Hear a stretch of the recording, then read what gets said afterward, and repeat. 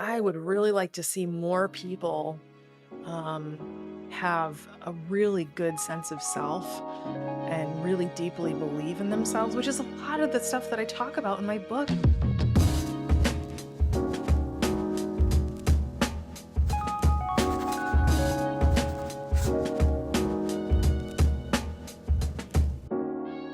I got to read the book, actually listen to the book, and so let me start off by saying, great job. It's not easy to finish a book, and I really enjoyed this one.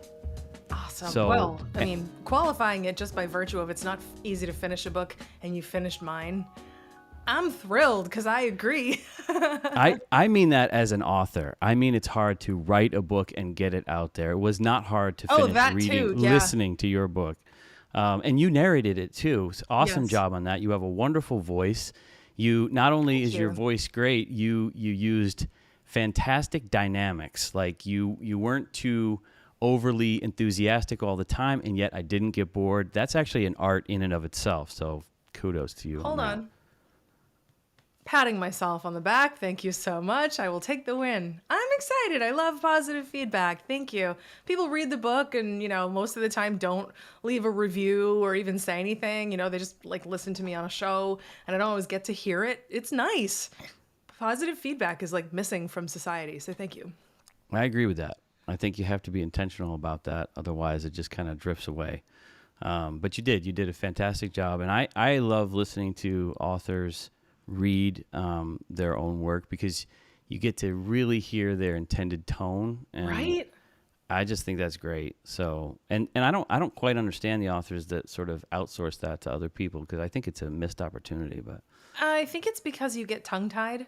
When I recorded the book, I definitely got tongue-tied a few times, and then I got just exhausted. And I don't know. I've done voiceover work for years, just as part of the marketing company that I own, near where you live, actually. And yeah, I've just had to do voiceovers for people, so I kind of had a sense of what was entailed. Then I sat down to actually record it. I was like, I was way off. Okay.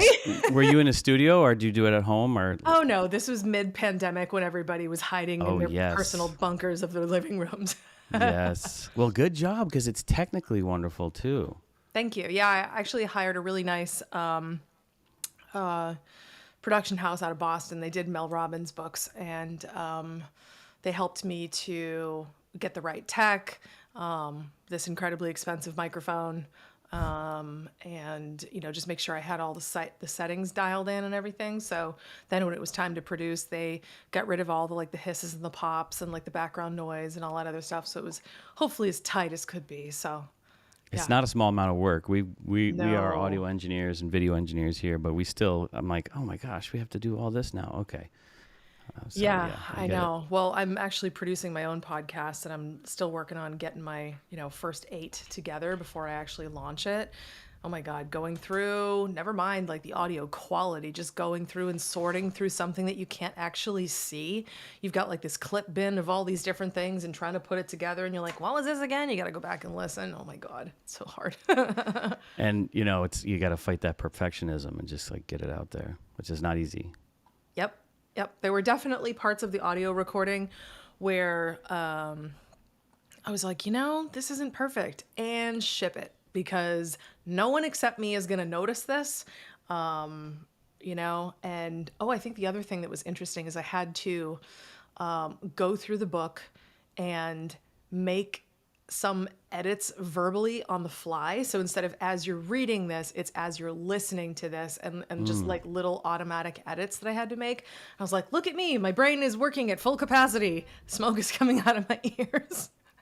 That's that I know it well. I was my own engineer on audio recording the voice, the narration for my book, and I just had to stop and go back and do it again and make sure there's no pops and hisses, so whatever. So Being I'm being happy your own that's sound done. engineer. Oh my God, I can't even. Yeah. Oh, it was dumb. I shouldn't have done that. I should have had someone else. But I love the book. Thank you. Even right off the bat, you had this fairly extensive but beautiful dedication to your parents, and I thought that was awesome. I also dedicated my book to my parents. I know Aw. how much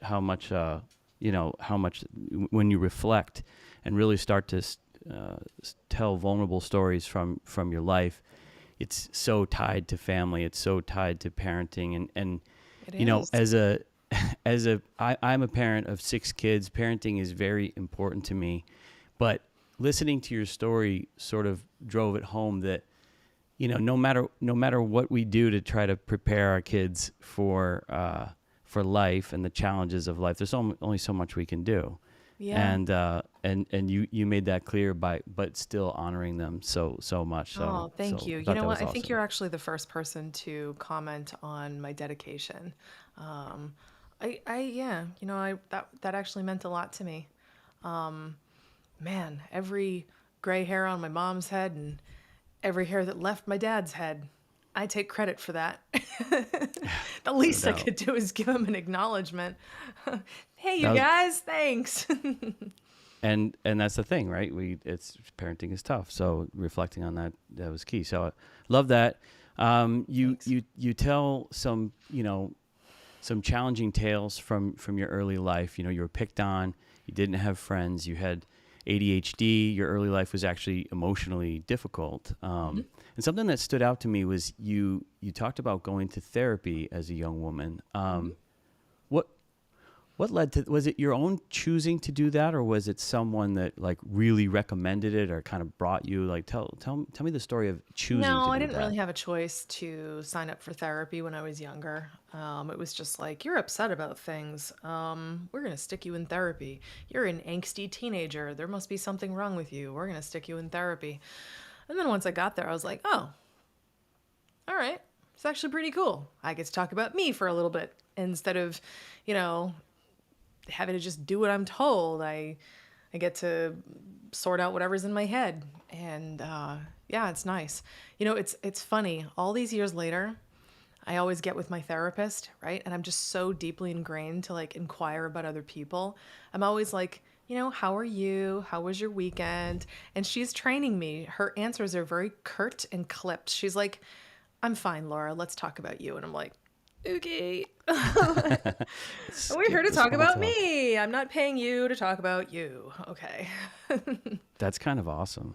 I Yeah. feel like I should use that, like, around here, around the office, just like, okay, enough about me.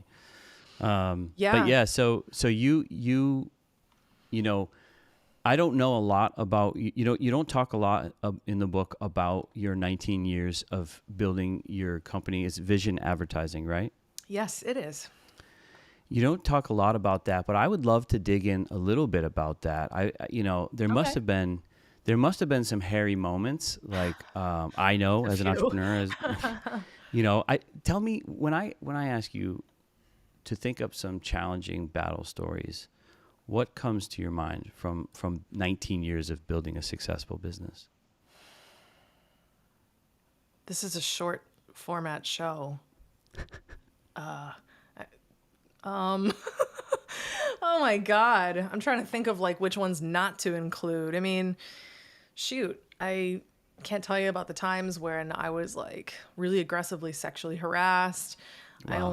I only got the sales appointment because the dude wanted to hit on me. I was mistreated by older women or women in the business environment. I left a lot of money on the table because I didn't know how to negotiate. I didn't capitalize on momentum, and I sometimes I got comfortable. I mean, God, if you could think of a stupid thing I could have done, I'm probably likely to have done it.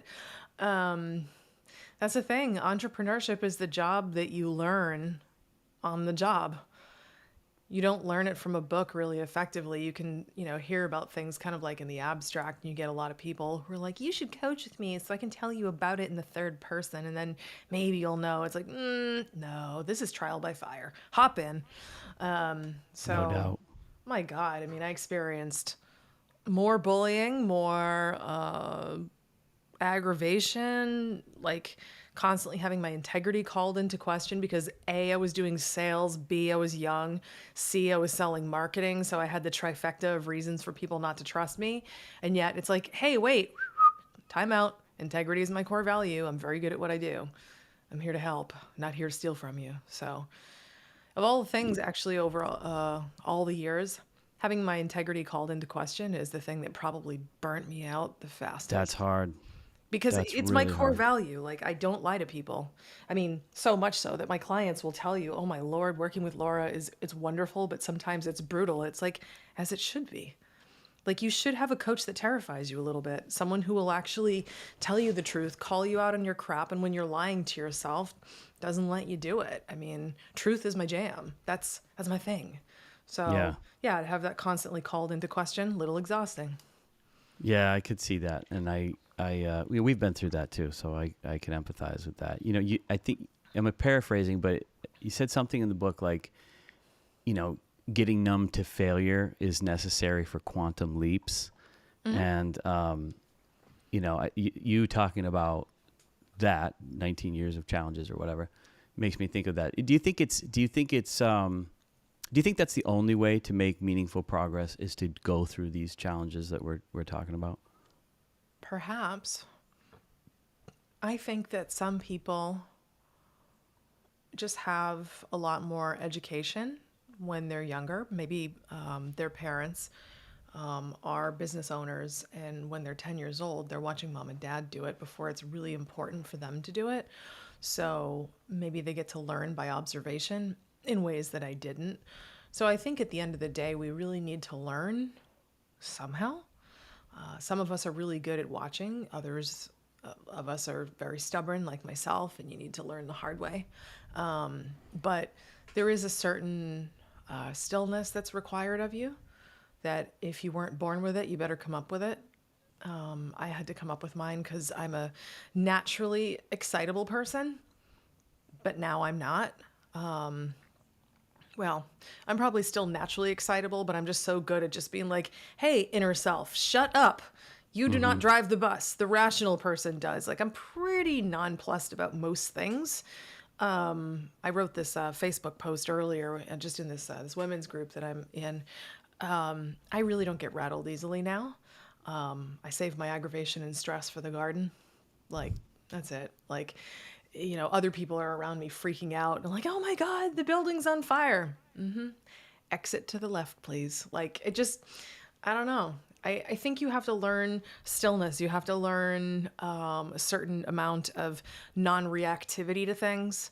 For me, I came about it through just doing things so many times that it's just like the novelty of fear, the novelty of terror, the novelty of problems, like all of these things. They don't really phase me. Like, I'm getting a third company off the ground now, and my husband and I are dealing with, he's my business partner, and we're dealing with things that are very new to both of us, but also I'm pretty chill about everything. I'm just like, okay, like, we're not going to go after, tiny little sales because that is opportunity cost, and that's a something you don't tend to arrive at till you're much more mature, like, the insurance quote is like 10 G's just to like even put a pinky toe in the pool. It's like, whoa, pretty not upset about that either. I mean, I don't know, like, stoicism is probably one of the most useful things you're going to have when it comes to business. And yeah, some of it is definitely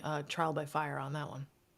I agree with the comment about stoicism, and I do think that the thicker, you grow skin, Hmm.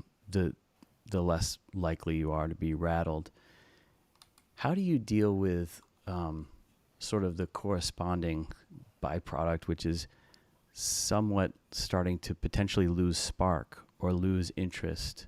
Like, to me, it feels like they could be parallel. Like, yeah, I'm not as easily rattled, but I might not have as much fire in me. Do you feel that, or do you have action steps that you take to keep yourself from losing spark? Um, this is going to sound incredibly negative and weird, but I don't think you necessarily need a lot of spark. You need to be able to believe in something enough to do it and enjoy the activity itself to a degree. I mean, I've had people working for me over the years and they're like, oh, I don't love marketing. You don't need to love marketing. You just need to tolerate it. Like, at the end of the day, who cares what you're doing as long as, like, you kind of get to do it in a way that actually serves you. So, like, the thing itself doesn't need to be really captivating. It's like who I do it with, why I do it. That's more important to me than like the what, I guess. So, I don't know. I like business. That's the thing that I love.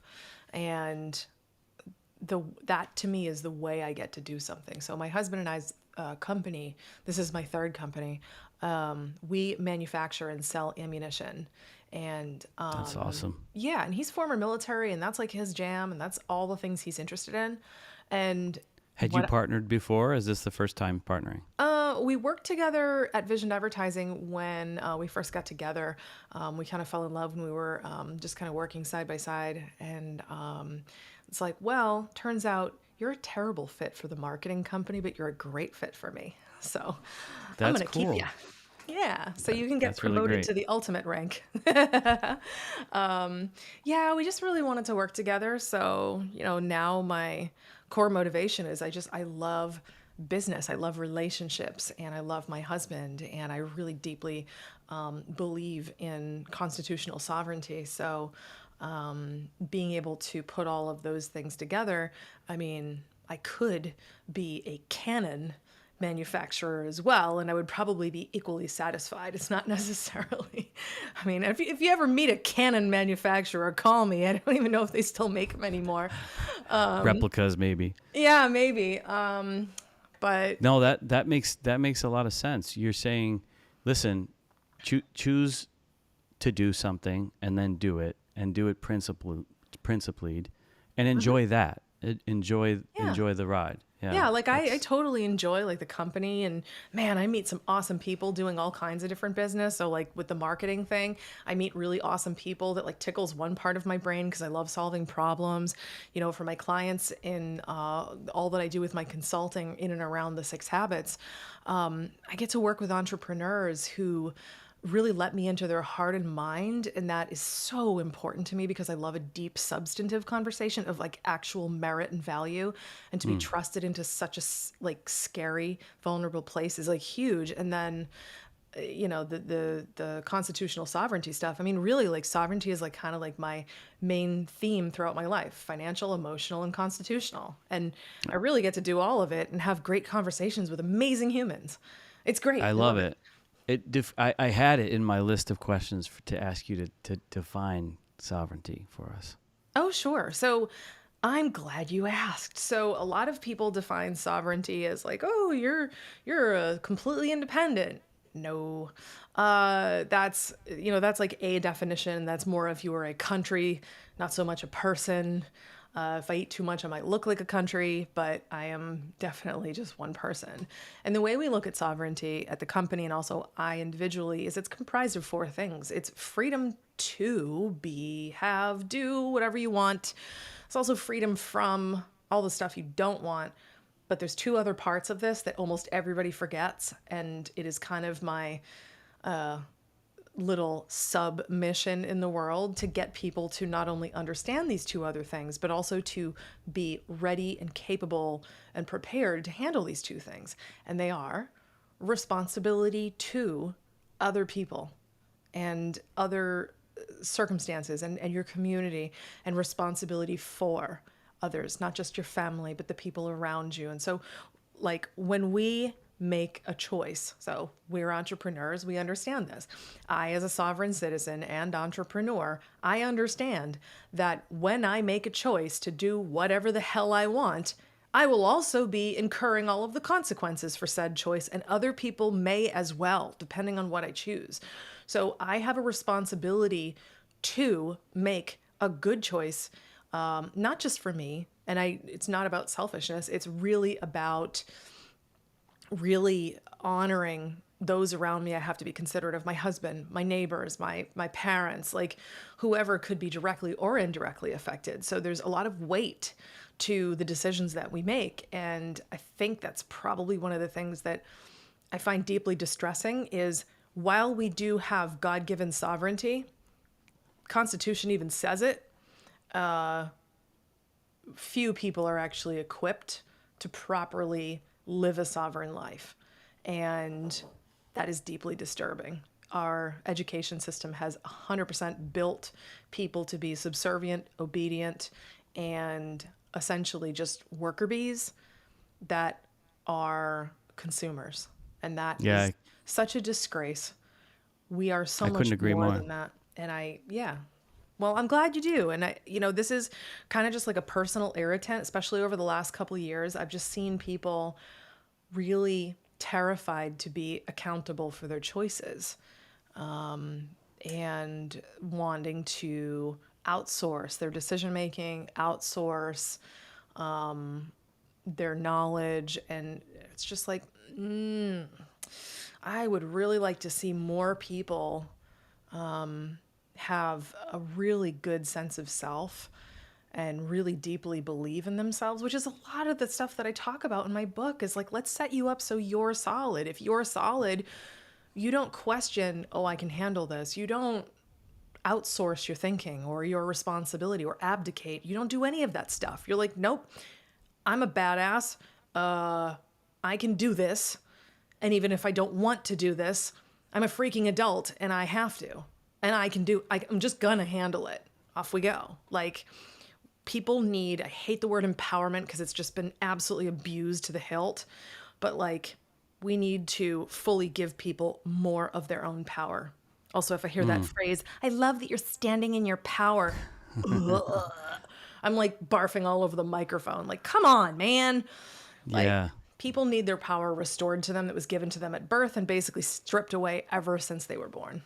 Yeah, I couldn't agree more. And you're like outpacing my like I was gonna get to these questions, which is awesome to Sorry, hear you man. say Did I it. ruin your interview? No, no, heck no. No, I was gonna ask you. I was gonna say, there's.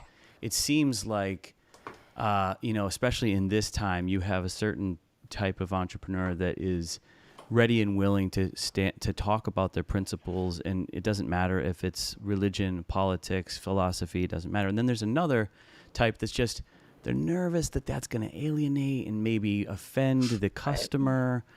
And I was going to say, well, where do you land on that? But you've basically answered it for me. You don't mind saying exactly what you believe, which is great. No, and you know what? I have clients who have completely opposing political beliefs than I do, and that's okay. Right. All over the place. My whole staff at Vision Advertising, they all believe differently politically than I do. Fine, that's cool.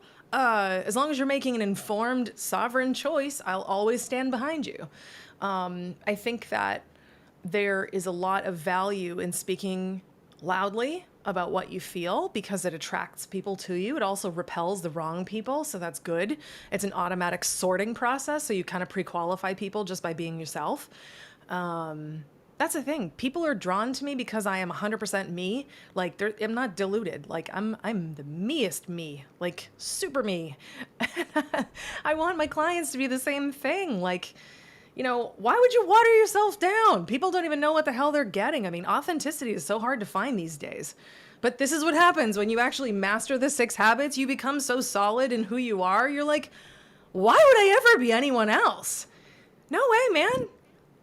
I'm pretty great Exactly. just the way I am, and I don't need to be someone else because I was made perfect and unique, exactly the way I am, because the world apparently needed this.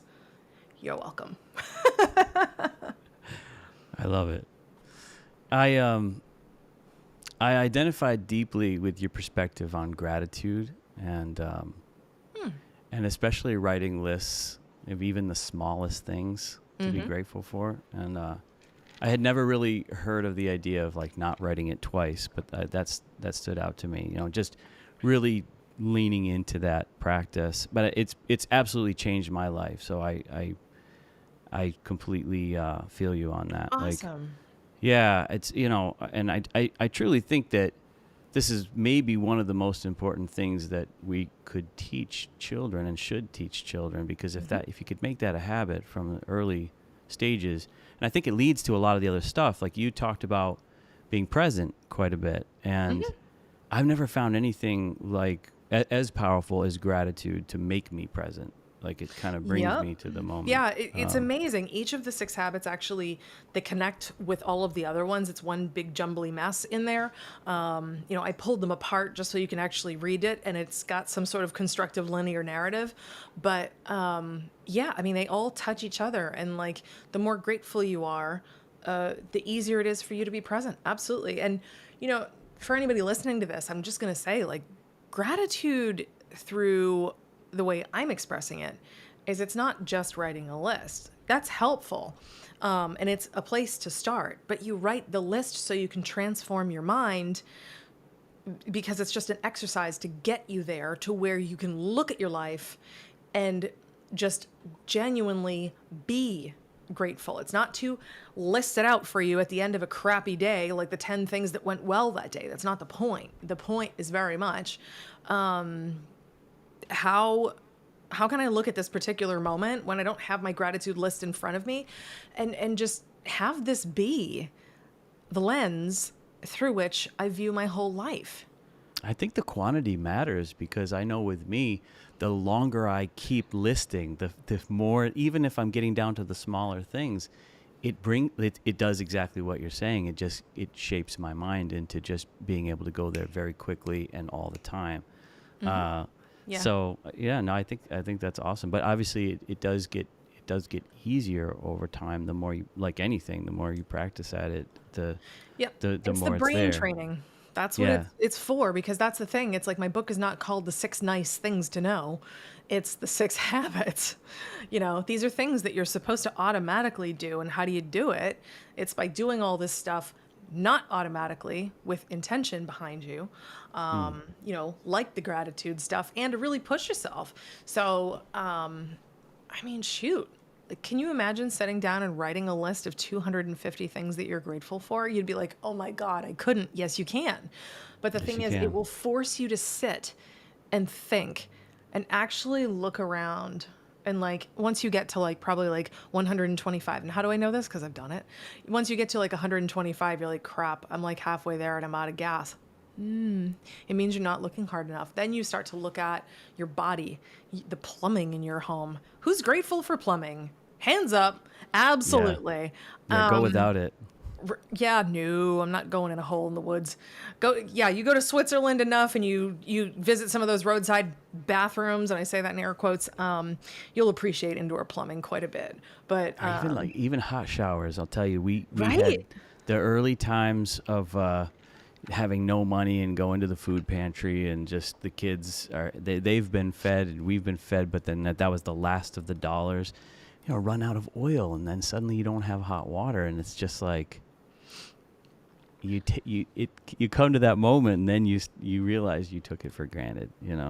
Absolutely. So Well, living in gratitude as your way of seeing the world and like actually being gratitude, man, that's a game changer. do you ever use history or stories to sort of do this same thing for as it relates to gratitude? Do you ever just kind of key in on other people's stories? I don't know. Usually for me, it's like they have to be truthful stories. I think about heroes of the past or whatever, and I just say, wow, they went through that, and I'm not going through that. Yeah, sometimes. If I'm speaking to one of my clients and I happen to know their past, that is definitely more impactful if I can speak to them about their life, and then we can actually unpack that moment and really teach the gratitude from within something they've gone through experientially. In your section about expectations, especially as it related to relationships, you warned against the illusion of being able to control someone else. What do you say to the person who feels even control over themselves is an illusion? Is this what leads to personal responsibility? What an interesting question. I don't believe that control over ourselves is an illusion, because we have control over what our bodies do, what our minds do, and the words that come out of our mouths. It doesn't necessarily mean we're going to control all of the thoughts that come in and things that we receive, because there's a hell of a lot of input out there. I mean, even just looking at you, like I've got the screen, I got my lamps, I got a painting above me, I've got the coffee. Like there's just input everywhere, not even to mention brands all around me, right? So we are not completely able to control every last nuance of our experience, but we can control how we react to every single thing in our experience. And most certainly we cannot control other people. Sometimes we would very much like to because they're not doing what we want them to do, or we don't understand what they're doing and we think maybe they're out to hurt us, or there's trampling on a boundary that perhaps we haven't actually talked about. But the more we have control over ourselves, the more we tend to be really lucid in the ways that we interact with things, and we feel more sovereign, to use the word, over our boundaries. We don't allow people to treat us in a certain way, and we don't even need to be jerks about it. It's like, no, thank you. That actually doesn't work for me. So we can't control what they're doing, but we can control their access to us to do it. So there's a pivotal difference. Let's say that they still have access to us and they do something that would historically hurt us. Mm-hmm. Do you also teach people how to, choose not to be offended? Like that offense is a choice, or do you feel like, that's too far? That's also very interesting. I think that's really nuanced. It's not something that I really get into in the book, but I think it really depends on the personality makeup of the person. So let's say you're incredibly sensitive and you're offended by every little thing. I'm probably going to want to work with you to help you to toughen up a little bit and maybe be offended over less things and let things roll off your back. But if you're somebody who's a lot less offended, and something's offending you, it's probably a red flag that it's actually offensive, and that you need to do something about it. Remove yourself from the situation, remove yourself from the relationship, correct the person on their behavior, or boot them from your life. Like, I think it really depends. I mean, my former in-laws, who I don't miss in the slightest, they were all very sensitive people, offended over anything. The wind blows in the wrong direction and they're offended. I'm like, okay, well, that's actually not helping anybody. And I don't like tiptoeing through a minefield when I talk to you. It's For terrible. real. So for me, my experience of going through that taught me I don't like my in-laws. I want nothing to do with them. So I remove myself from that situation. Hey, you want to go to dinner at the fam's house? No, I don't. Have a good time. Bring me back some potatoes. Like, I'm good. I don't know. I think it's a case by case, because you do have people who are very sensitive, and then you have people who are not. Then you have people who are very sensitive and they think that they're not. And having a good therapist can actually help you to discover which bucket you're in. And then, you've got also coaches that can help you with that. You, and I mean the royal you, the collective here, you all have the opportunity to examine how tough you are mentally. And being a delicate, fragile flower in our particular epoch of time in this civilization is dangerous. You're going to be poorer, sadder, fatter, and just more miserable. If you toughen up a little bit, you can largely ignore a lot of other people's crap. You can ignore the news, you can ignore social media and be like, meh, doesn't matter.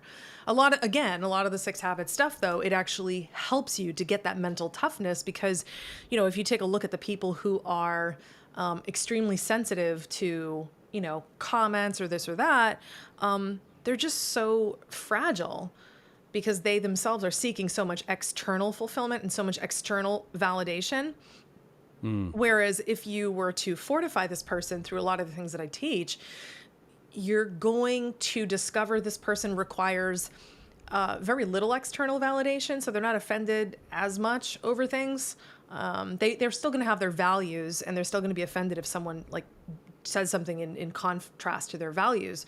Like if you, for example, hate racism, which is a good thing to hate, you're not going to be less offended by racism once you work on yourself. You're still going to be offended. You just might be more articulate about it and perhaps less triggered. Rattled. Yeah. Yeah, you'll be probably a bit more graceful in your response to it. So It really depends on the subject, the person. There's a lot of different variables here, but Yeah, and I guess it yeah. boils down to definitions too, because like I'm thinking about my relationship with my wife. We have a wonderful relationship, and but it hasn't always been that way. We had to work at it, and one of the big things for us has been just really one of many things is just choosing to be offended or not. Like people who are in good, healthy relationships know it's like you really got to pick your battles. Like you don't want to be battling all Oh the time. yeah. Like, so it's like if you're going to be partners, then you got to make it work. So it's like just deciding to be offended or not.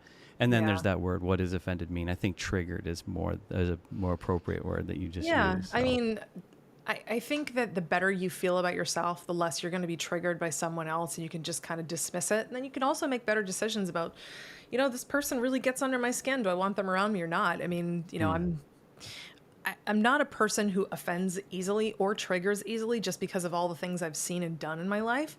It's like, whatever. There's still a short list that I will not be putting out there for publication of things that I find deeply offensive. Yep. But, unfortunately, my husband has that list. So he knows what's on it. The partner, the significant other always has that Oh list. yeah, he totally has the list. My parents have the list too because they're the ones that pre-installed half the programming. So, They you wrote the know, list. Come on. right? But there's a Not there's quite. a lot of things that I think that we have an opportunity as husband and wife to just really be clear about. And I mean, great example. First marriage versus this marriage. So I've had two and I'm in the second one and this one's going to be the one. That's it. If this doesn't work out for some reason, I'll just be an old cat lady and I'm fine with it. But first marriage, if my ex-husband would say something to me and he offended me and, he did something that was really bothersome to me, I would get extremely upset. I'd get very emotional and I would, really just not show up with my best self. I wouldn't communicate. Eventually I learned to communicate, but it always came with so much emotional trauma on my part and then getting that all over him, which just didn't help. Fast forward to this marriage where I'm very happy and this is a very healthy relationship. My relationship with my husband is one where now I don't get rattled despite his best efforts to push every single button in the elevator. And I do mean he tries. But he'll get he'll get so far and like I'm just completely not reacting, and I'll just be like, that's really offensive. We talked about this. I don't like that, And he's learned to say the same thing to me. Like, wow, that's really rude. I really don't like the way you're speaking to me right now. Whoa, I just got schooled. I apologize, hubby. So there's just a sense of maturity, a sense of stoicism, and a sense of, just really a commitment to solving the problem and fixing the issue, versus trying to fix my spouse, because there's nothing wrong with him. He's perfect just the way he is, as I am. It's just like, wow, that doesn't work for me. And just being able to say it without it being this big emotional blah. Like, nobody wants the mess. I don't want a Right. mess. Stop Right. getting your feelings all over me, right? Testing the other guardrail for a second of that thought. Do you believe that stoicism carried out to the nth degree can lead to apathy? Like, I just don't care. Like, could a marriage or a relationship become cold?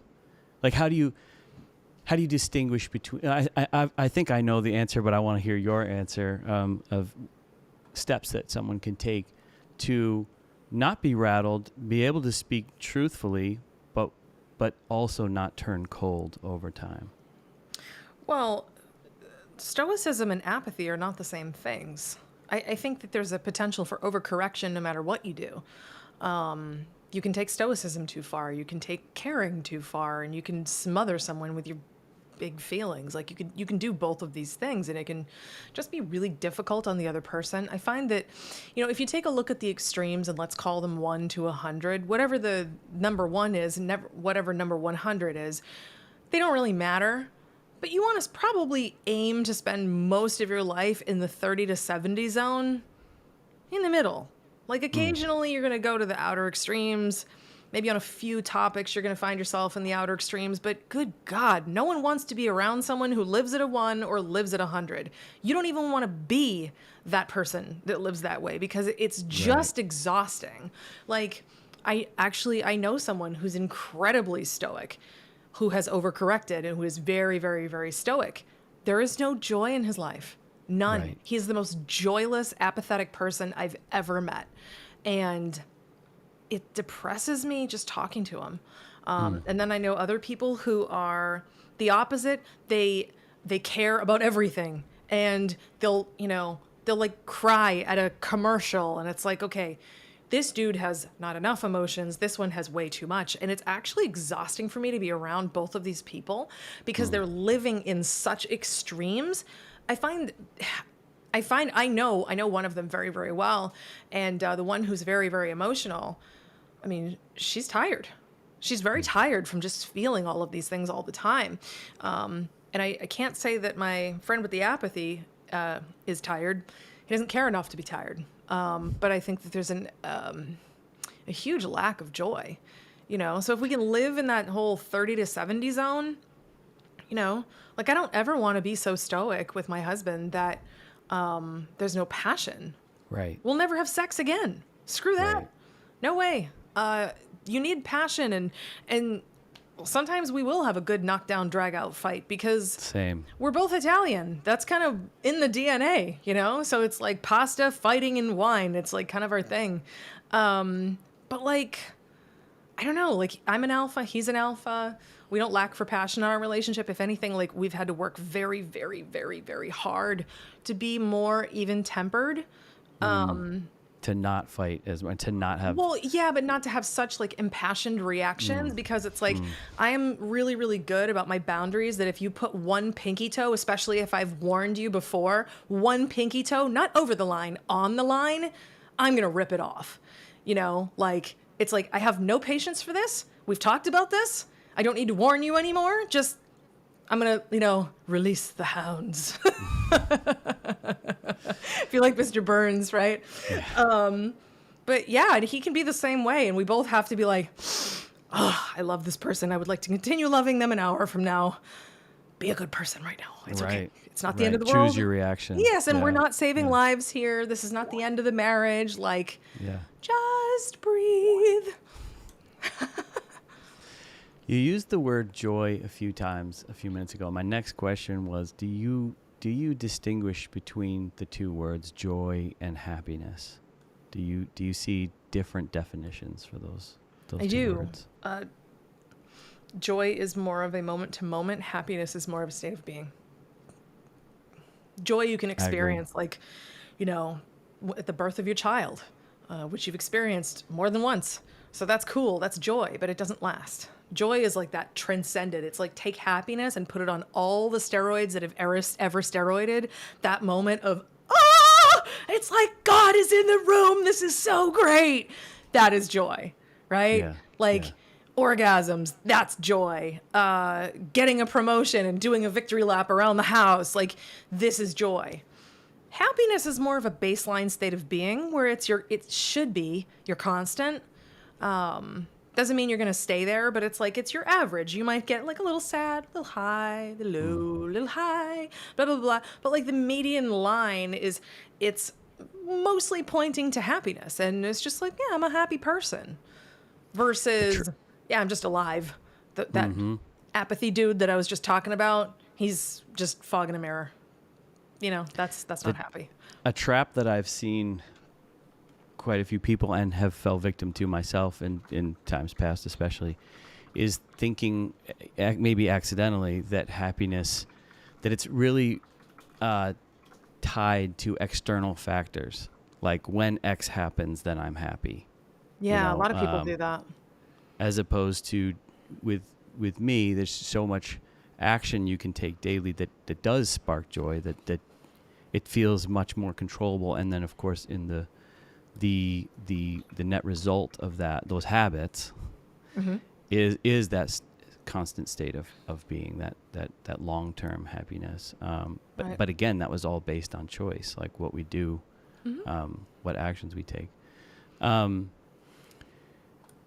I liked what you said about your vision board becoming so normal, becoming so normalized that your brain already believes that the contents to be true. So I'm just talking about happiness and how some people think, oh, I got to go get this, I got to do that to become happy. But the truth is, we also do have to like get after it in life, right? We do we do set these goals, and you know, not necessarily look at it like then I'll be happy, but then but the quest, the conquering, that is the journey is so. What is it that you, when you coach clients, and do you find that they also have experienced what you've experienced, like normalizing, the vision board becomes normalized, and then you start to sort of bend in that direction, and natural energy starts to bring those things about? Or has that just been something that for you in your life? I think it depends per person. I mean, you have to understand my clients are all different types. The only thing they have in common is they're all entrepreneurs, which is a very happy, not entirely coincidental thing. I just really gravitate towards entrepreneurs, and they gravitate toward me because there's something very unique about the way we go about the world. So it's a nice symbiosis. But yeah, I mean, you know, some people can quickly just onboard their ideas and put them into their worldview very quickly. And some people have a hard time. You know, it depends on how they onboard ideas, if they're visual or not. You know, like in the book, I talked about like vision boarding. One is like, you know, the experiential type, where like, let's say you want a Maserati, you could put a picture of it on the board. You could get a symbol of it, and get like a keychain, so you have something, or you could actually go test drive a Maserati and be very pissed off that you don't have one, and then go do something about it. It all depends on how you're actually motivated. So in the work that I do, is when we touch on things like vision boards and motivators, what we really have to do is get very, very clear on what you care about for real, not what you think you care about, and how we're going to get you to want it so bad that you'll move heaven and earth to get it. You know, I remember working with a gentleman a couple of years ago who professed up and down, I got to make $1 million, I got to make $1 million, I got to make $1 million, only to be very quickly dissuaded. I actually don't care about money at all, which is why, you know, I've never cracked 100,000 in my life. It's like, okay, so you want to 20x your life, and you don't even really want this. He's like, no, I really don't. I just perceive that that's what it takes to be happy. Well, it's not. So let's just get very specific. What does it take for you, person, to be incredibly happy? Turns out for him, it was more time with his wife, more time with his children, so autonomy over his time, and knowing that there is more money coming in than he needs for his bills. That makes him happy. And I was like, do you have any big long-term goals? He's like, yeah, I might like to have a cabin in the woods so I can, you know, write independently, and I want to be a writer. Tough one. And I was like, well, it turns out cabins in the woods, depending on where they're located, can be pretty cheap, especially if they're kind of broken down and crummy looking. I mean, watch any horror film ever, and, you know, you can kind of see what they're made of. But, like, there's no reason that you can't have those things. And, I mean, shoot, you could just pimp out like a really nice like shed on your property if you're just looking for a quiet place to write. Like, that's right. He's like, that's true. I'm like, your dreams are so much closer than you think, but you keep making them grandiose when you don't even care about that stuff because you bought into all this socialized BS that society gives you. You can't be happy unless you are a millionaire. You can't be happy if you're 50 pounds overweight. You can't be happy unless you buy my wrinkle cream. Like, wrong. You can be happy right now, and chances are the things you deeply desire are probably inches from you. Yeah, they're not far. And you know, if anybody takes your advice and does the top 5 list that you outline in the book, like the things that you should spend your time on in the day, and I'm living proof that, you know, prioritizing like that, you know, it makes those things within reach. And once you check off a few really big dreams, then you realize that you had this idea that it was really far away, but it really wasn't. Yeah, exactly. I mean, we lie to ourselves all the time, and, you know, we give ourselves a lot of basically grief over what we want. We make it so much harder because honestly, we just read all these books and get sucked into all this BS. I mean, I told you I'm part of this women's group, but you have all these accomplished women on there whose marketing consists of, are you doing 5-figure months? Are you this and are you that? And when you're ready to level up your game and step into your power and all these gross phrases that make me want to puke, it just makes people feel bad. Like the conversation I want to have with people is like, have what you want, pursue what you want, but make sure you actually want it. And why don't you find joy right where you are? Like, Yeah. I live a very nice middle class life. I'm absolutely a wealthy person, but I'm wealthy in a lot of things beyond money. The thing I have that I love the most is my time, because Right. that matters to me more than stuff, right? I want to be with the people I love. I travel a lot. I Experiences. spend Yeah. Absolutely. Like, I want a rich life that makes me put my phone down because it's so fun. Like, I go out, like, I moved to Florida a year and a half ago, and I really, really wanted a beautiful backyard that was very private, that I could turn into a food forest because I've always wanted one. And I'm from Massachusetts, that's very cold, and you can't have a food forest, period, full stop. So, guess what I do when I'm outside? I love have it. fun playing in the dirt, and I plant things, and I get really curious about genus and species and all these interesting things. And it's wonderful. And like, I just got to harvest a whole bunch of mulberries off my tree, and I'm having a wonderful time watching my guavas grow and like deciding where I'm going to put my avocado tree. And it's exhilarating to have something I love. And despite the fact that really large plants are expensive as hell, I don't have to spend on those. Like, I have lots of things from seed, and I know how to seed things. Guess what? Gardening is free. I compost too, turned into a composting nerd. Like, this brings me a lot of happiness, right? And a lot of joy, Right. Like, I go Yeah. outside and I see something like with a flower on it. I'm going to get a fruit. Oh my God. And I call my husband, Amadeo, come look. He comes running out of the house. He's like, is it a frog? No. Is it a lizard? No, it's a plant. Wow.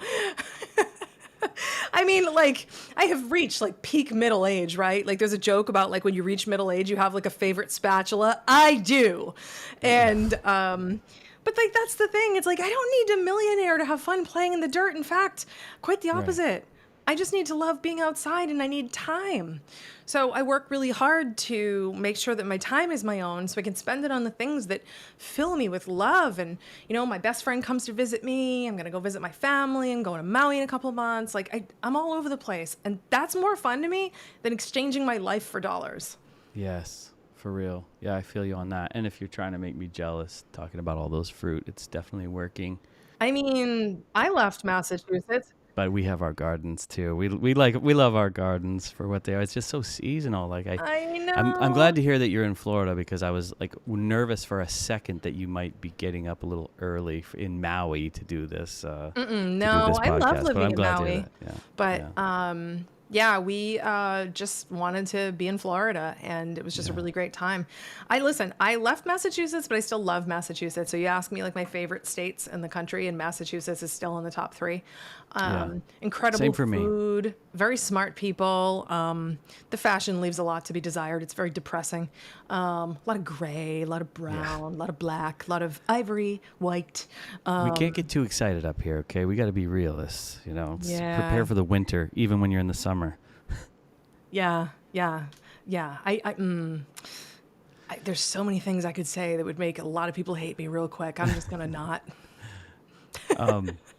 As we wrap this up, you said in the book that you're not really a religious person, but I noticed a few times throughout it that you'll mention God or a higher power.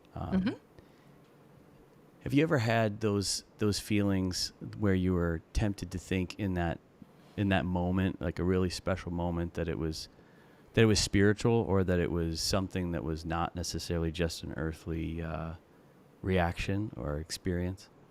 Well, I didn't say I wasn't spiritual. I said I'm not religious, and I think there's a profound difference. I don't really. I mean, this could change, but I really don't care for church or of any type, synagogue, temple, whatever. None of it really works. I don't enjoy the formality of these things, and I also question how true they are. Doesn't mean this is other people's experience, and I really respect how other people feel. I mean, most of my friends are like deeply religious people. I just happen to be more spiritual myself, but I think my own personal views on spirituality is that we are all one, and if I experience something great, then it is something that is from universe slash God slash me slash you. It's all of it. So I should celebrate it. And there's no reason I can't be grateful to the rest of me, which would be universe, God, you, for it to happen. So yes, it's an earthly thing. Yes, I can take credit for it, but I can also share credit. Like, I believe that, I mean, like, honestly, one of the best examples or reasons why I believe this is, you remember 7th grade science class, and when we were learning about kinetic energy, energy does not cease to exist. It just moves Right. on, right? So I personally do not believe that we cease to exist when we die. I think we return to the collective, and I've had spiritual experiences where I've experienced the download, if you will, of the wisdom that we as humans are all part of the whole, and we are here to have the experience of senses and emotions, which are things that are not part of the celestial experience of the being and the oneness. The richness of the human experience is the sorrow, it's the sadness, it's the happiness, it's the joy, it's the giving birth to your children, it's welcoming other little starseeds, if you will. It's all of these different things that lend texture and value and meaning and richness to the spiritual experience, because you have something to it. So we're actually here to learn. We're here to experience. Even if we show up and we have a horrible life and we're born into a body that doesn't function properly, that still is part of the collective experience of the whole that we all add to. I don't know the beginning point for humanity, nor do I know the end of it, but yeah. So Who does? yeah, exactly. A lot of us have really strong theories. This is simply mine, and it feels accurate to me. And also not that divergent from people who have a lot of deep religious affiliations. You know, a lot of it is kind of, maybe like, different trains on different tracks, but they're all going in the same direction.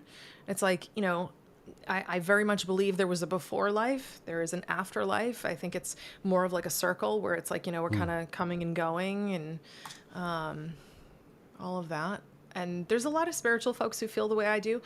A lot of religious folks who would probably want to hang me from a tree for saying that. So, Well, thank you for your perspectives and for getting deep on that with me for a second. You're and thank you welcome. for writing this great book. Like, Aw. I recommend What a nice thing to say. our listeners, our readers, or our watchers, I should say, read this book. It's helpful. Thank you for releasing it into the world and giving your perspectives. What are you up to now? So you said you are still taking on coaching clients, but you're also working this ammunition company with your partner husband. How is that going? It's good. I mean, it's brand new. We just got our federal firearms license like a hot minute ago. Nice. So we're sparkly new. If you need freedom seeds, call me. But yeah, I work with a very small handful of coaching clients. I really can't give my energy to more than just a few. I have room, I think, right now for like 1 or 2, and that's about it. Otherwise, I'm completely at capacity. I still help with the marketing company here and there. And yeah, the ammo company is currently taking up a load of my time. You should see my calendar for this week. It's intense, but I'm a person who deeply loves variety, and I love people. So this gives me the opportunity to play in all of the arenas. So yeah, I mean, and of course, because I can't sit still, apparently I'm also working on launching my podcast and writing another book. But we're still in the index cards phase, where every time I have a, whoa, that's a genius idea, that's gotta go in there. Quick, grab an index card, write it down, stuff it in the pocket of my notebook. I'll get to you in the Outlining is summer. key. That's how you get the good stuff. The outline is super, super important. Yeah. So Yeah, I did the sweet. index card thing with the 6 habits. Apparently it worked. It does. Stories need structure. We teach about story structure, and your favorite films, your favorite books, they have structure. As much as they may feel like they don't, they certainly do. So, and your structure was great. So wonderful Thank job. And as a you. staunch libertarian, I thank you for your commitment to freedom and sovereignty as well. This is something that's near and dear to our heart here. So. You're a staunch libertarian? Oh, absolutely. Yeah. Dude, we can hang out. Yeah. For all those watching and listening who does not know what a libertarian is, it is the party of leave me alone and I will leave you alone. Kumbaya. That's right. That's what that is. Right. That's right. Right? Freedom. Yep. Individual liberty, freedom. This is the bedrock upon which a happy life can be formed. So. Oh, I must have rung all the bells for you when I started talking about sovereignty, huh? Absolutely. Yes. That's awesome. I'll show you some of our films and our stories, like the clients that we serve. It's like pretty much just, I shouldn't say just in that camp, but very much pushing that message forward, the message of freedom and responsibility, Nice. personal responsibility. Honored to be flown out to Utah to participate in 2 documentaries. One was about happiness, easy layup, and then the other one was about more touchy subjects. So we can talk about that another time. But I was very excited. I love it. Yeah, I was like, what do I say in this documentary without setting my life on fire? Seriously, I mean, that is really true. Like choosing what you say is important, and yet we have to be able to have the nerve, gall, to carry principles forward and say it. You said truth. That's your jam. So there you go. It is. And my husband, I admire him because he uses humor to express his truth, and he's so much better at it than myself. What an I'll labor art. over something, and it'll just come to him. Oh. And yeah, he just updated his LinkedIn profile today, and he put his pronouns in there and everything, and his profile is amazing. I love it. It brings me joy. Yep. I love it. Awesome. It's just him being him, and I'm like, I love all that you are. You are funny in ways I am not. Those that can leverage comedy like that it's just so disarming. I'm so jealous of that. Like, I'm a writer and I can go back and write the jokes if I pore over them and really think through it. But in the moment, forget it. That's not me. Oh yeah, I can. His profile consists of 2 words: ammo dude. I love it. And I'm like, I wish I could be you for like 5 minutes, because like you make the hard very easy. He's like, I don't want to do this LinkedIn crap. Okay, but honey, you kind of own a company. You probably should, because, we're hiring people and blah, blah, blah. He's like, fine, goes in. Ammo dude. I'm like, you ain't wrong. So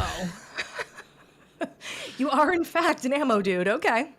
I love it. Well, let's end this podcast so I can ask you how to get 1,000 rounds of 9mm and 2,000 rounds of 5.56. That'd be nice. That'd be awesome. Let's look. Thank you so much.